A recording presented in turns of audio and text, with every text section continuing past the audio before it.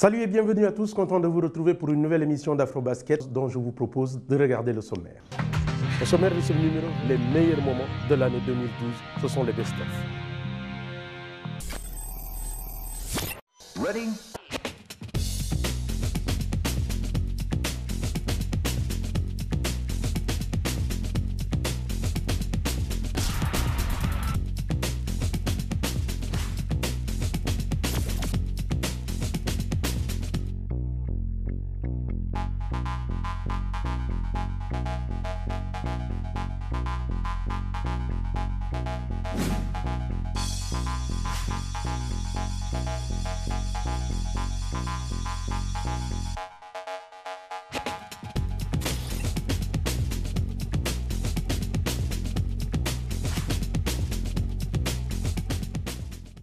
Voilà le nouveau concept que lance la FIBA, le 3 contre 3 ou le 3x3, vous l'appelez comme vous voulez.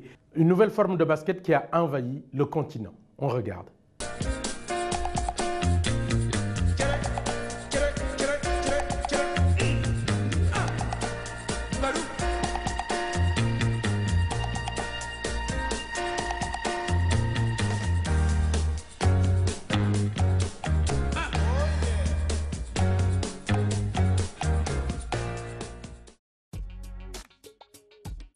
Et voilà, c'est reparti pour le 3 contre 3 avec Ivoire Streetball 2012.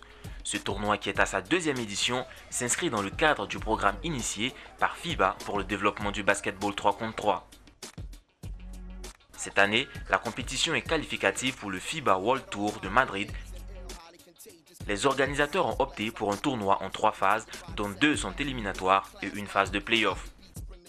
Fort des expériences passées, on a enregistré plusieurs innovations qui ont permis de tenir le public en haleine durant toute la journée. Nous avons une très bonne qualité de jeu. Nous avons expérimenté une autre forme du tournoi qui était de jouer sur 4 demi-terrains à la différence de 2 demi-terrains. Ça nous a permis d'avoir beaucoup plus d'aération au niveau du jeu. Trio, la structure à l'origine de ce projet est restée fidèle à sa tradition en procédant à la réhabilitation complète du terrain de basketball qui a accueilli cette première phase éliminatoire. Cette initiative n'est pas passée inaperçue et a reçu le soutien de la Fédération ivoirienne de basketball. Nous allons tout faire pour développer ce genre d'activité dans les quartiers et surtout que ces jeunes-là puissent pratiquer et venir renforcer nos équipes seniors qui attaquent l'international. Au terme de cette journée, la finale qui a vu le sacre une fois de plus des 49ers de Marcory, vainqueurs de la première édition. Tout est bien qui finit bien avec ce régal de dunk.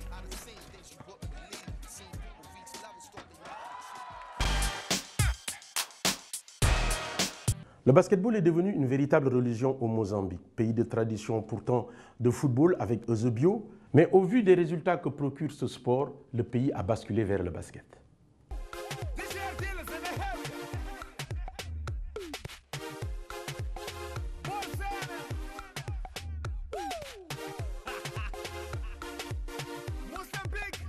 Le basketball au Mozambique est une véritable religion, en raison de l'engouement sans précédent qu'ont les Mozambicains pour la balle au panier. Les matchs des sélections nationales se déroulent en guichet fermé et dans une ambiance électrique.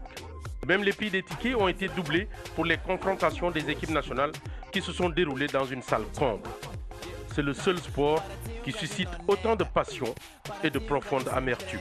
Le Mozambique a une grande tradition de la pratique du basket et nous aspirons à être l'un des pays les plus forts en Afrique. Si aujourd'hui le Mozambique est connu à travers le monde, c'est non seulement grâce à l'athlète Maria Mutola qui a dominé les épreuves du 800 mètres en remportant des médailles aux Jeux Olympiques et 10 championnats du monde, mais aussi le pays est connu pour son parcours au championnat d'Afrique d'Arts. 3 médailles de bronze en 1990, 1993 et 2005. 2 médailles d'argent en 1986 et 2013. A meu ver, ainda não se está a fazer On ne fait pas encore assez pour le basketball au Mozambique. Par exemple, la prospection des joueurs au niveau masculin n'est pas faite. Conséquence, on se retrouve avec de petits gabarits. Il faut un travail de fond et surtout investir sur les joueurs détectés. de alturas dos nossos jogadores não é considerável. Ces derniers mois, le basket s'est encore plus développé après que les équipes nationales se soient bien comportées lors des Jeux africains de Maputo. Une finale et une médaille d'argent pour les hommes et une 4e place pour les dames. Le football ne donne pas la même joie que celle que procure le basketball. O basquetebol dá. Depuis la fin des Jeux africains, le pays a retrouvé un grand engouement pour le basket, ce sport qui est arrivé au Mozambique avant l'indépendance en 1975. Et cela n'est pas prêt de s'arrêter. Now we are restarting with the basketball. C'est la reconstruction de notre basket et le gouvernement nous aide afin que d'ici 5 ans, nous soyons les meilleurs en Afrique. It will be again one of the African strong teams in basketball.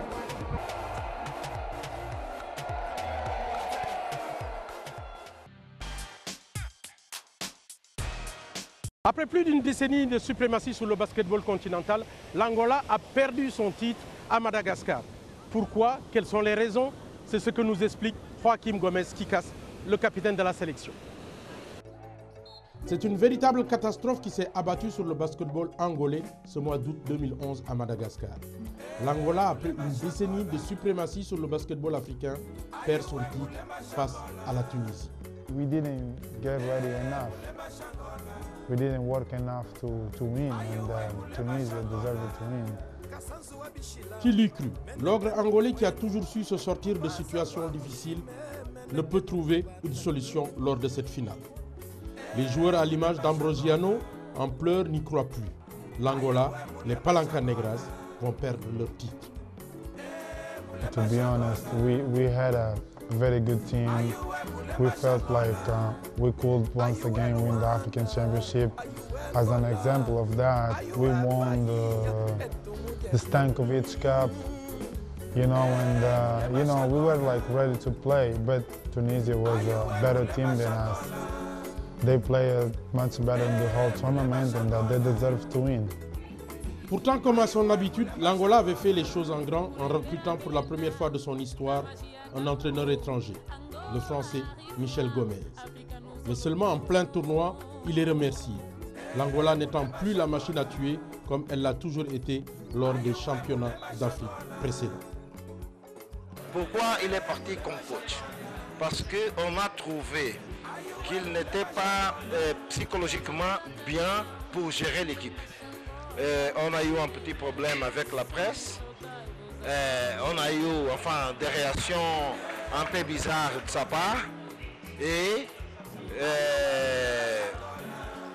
on s'est rendu compte qu'il n'était pas à gérer bien le groupe et les athlètes.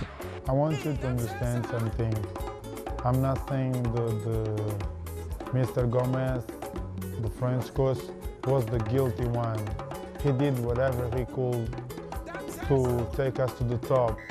And he was doing a really good job. But the thing was, he was working by himself.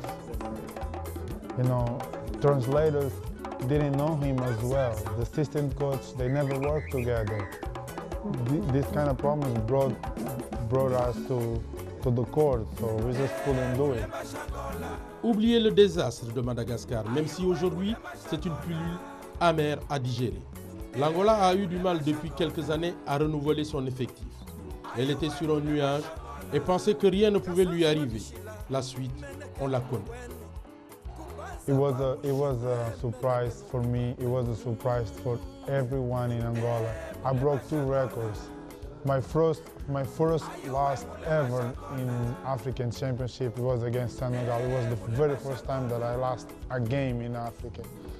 And then the second record that I broke was I lost my first African Championship. Aujourd'hui, tout est à refaire. Un nouvel ordre sportif s'est installé. L'Angola est rentré dans les rangs.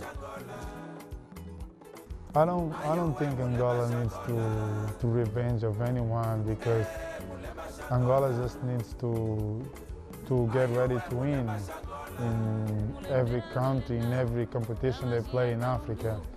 Because I don't think we have to prove anything to anyone, because Angola, every time Angola goes to an African Championship is to win, no matter what kind of players we have.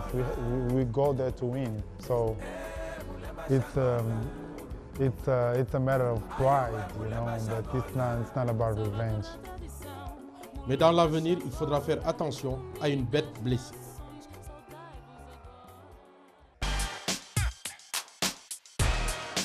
Maintenant, destination le Burkina Faso où se disputaient les éliminatoires de la zone 3 qualificatif pour l'Afrobasket ici à Abidjan 2013. Une ambiance de folie pour une première. En effet, au pays des hommes intègres, on organisait pour la première fois de l'histoire de son basket les éliminatoires d'un championnat d'Afrique.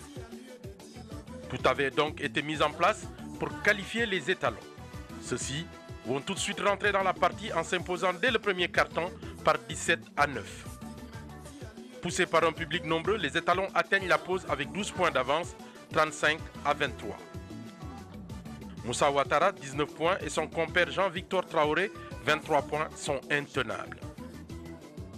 Combatifs sur tous les plans, les étalons remportent la première manche de 17 points, soit 74-57. Un écart qui a son importance pour le match retour. À la préparation, on a travaillé beaucoup avec les joueurs qui évoluent en Europe, avec les locaux. Malheureusement, nous n'avons pas eu de match amicaux et nous n'avons pas de repères. On s'en est très bien sortis le premier match. 2 jours plus tard, on jouait la deuxième manche toujours au Palais des Sports de Ouagadougou. Le match retour a vu des Togolais plus entreprenants dès le début de la rencontre.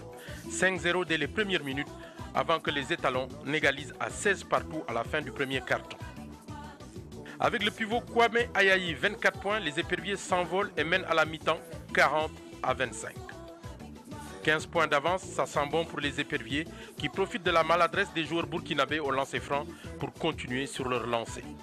À la fin du troisième quart-temps, le Togo mène 54-41.